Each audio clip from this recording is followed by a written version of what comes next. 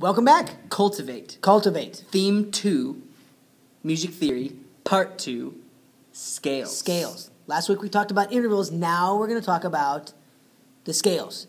And I've got a great scripture for this. You ready? You do? Yes. Watch this. This is awesome. This is in Acts chapter 9, verse 18. Immediately there fell from his eyes something like scales. And he received his sight at once, and he arose and was baptized. That was the Apostle Paul. What do you think of that? Scales. No. I've got a better scripture. Well, a different scripture. It is in Matthew 7, verses 24 and 25. Anyone who listens to my teaching and follows it is wise, like a person who builds a house on solid rock. Though the rain comes in torrents and the floodwaters rise and the winds beat against that house, it won't collapse because it is built on bedrock. Bedrock. Now, the foundation for every note that we would play during any particular song is scales. It establishes the key that you're in. Everything else revolves around that. So what we want to do is go ahead and build our musical foundation on bedrock by talking about scales. So we're gonna do it in 3 parts. Number 1, what is a scale? Number 2, how do we make a scale? And lastly, how do we use it properly? That's ready? Good. Let's get started. Let's go. Still like my scripture.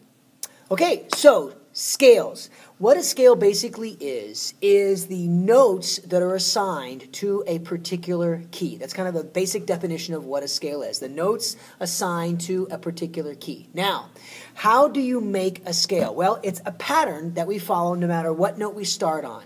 And the pattern works in any key, and they are assigned half steps and whole steps, or bringing intervals into it, minor seconds and major seconds, okay? Now, the pattern is whole step, half step, whole step, whole step, whole step, half step, okay? So, let's take the key as C. You start on C, do a whole step or a major second, you go to D. You do another whole step or another major second, you go to E. Half step F, whole step G, whole step A, whole step B, half step, back to C. Okay? Whole step, half step, whole step, half step. Works anywhere. Now, let's go to another note. Let's start with, let's say G. Okay? Same pattern. Whole step to an A, whole step to a B, half step to a C, whole step to a D, whole step to an E, whole step to an F sharp, and then a half step to a G. And that's where you bring in the sharps and flats when you start moving them around. There was a sharp added because that followed the pattern of the whole step, half step, whole step, half step. Okay? And that's how you work and how you create scales. Now, once you begin to memorize all the different notes that are in all the different keys, you'll begin to have that foundation for which to play in. And that is how we can begin to build ourselves solos. For instance, I know if I'm in the key of C, I'm playing either a C, D, E, F, G, A, B, or C. Now, if I want a solo and I'm in the key of C, almost any of those notes are going to sound good at any time. So then it's just a matter of developing patterns. For instance, if I'm playing in the key of C and I'm playing the C chord and I want to do a little solo,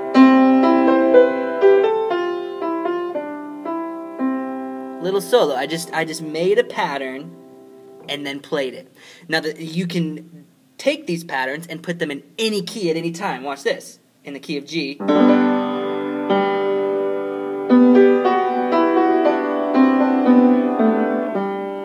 Same thing, but in a different key. So, soloing then becomes taking your scale, your specific notes assigned to a key, and arranging them in a pattern that sounds pleasant to the ear. All right. So, the memorization of these scales is so key to what we do every Sunday morning and Wednesday night, and being able to know what notes to play at any given time in any key. So it's important to memorize these, and then eventually you're gonna forget about the whole step, half step, whole step, half step, and you're gonna just instinctively know if I'm in the key of E what notes are available to you. Sharps and And it's good. This is important stuff too, because and you look at it in the context of what we play here at church.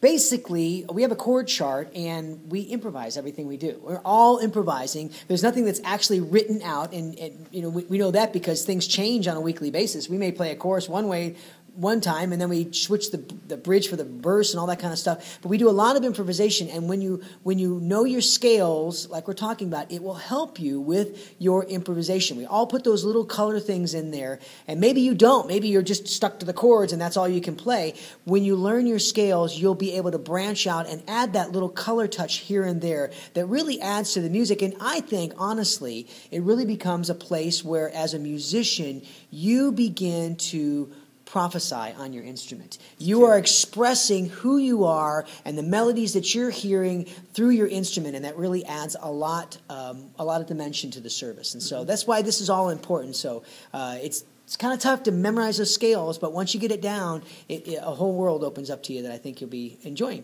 Mm-hmm. So we've got 2 challenges to help you get to that place where you can really begin to, like you said, prophesy on your instrument.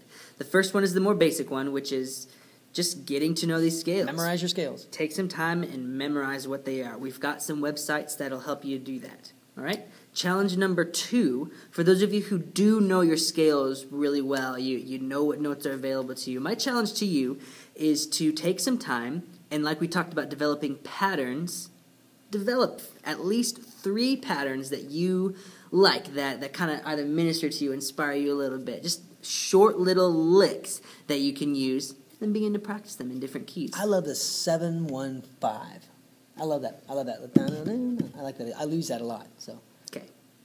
So anyway, nice. And let me tell you this one more thing. Hey, you might think, oh, I know my scales. Honestly, I know my scales too, but if I were to sit down and try to do all the scales, I'd probably have a little bit of rough time going through them. It's a matter of practice. And the more you practice, the better you get. And the better you get, the easier it is for you to play on your instrument. So don't just blow it off. Yeah.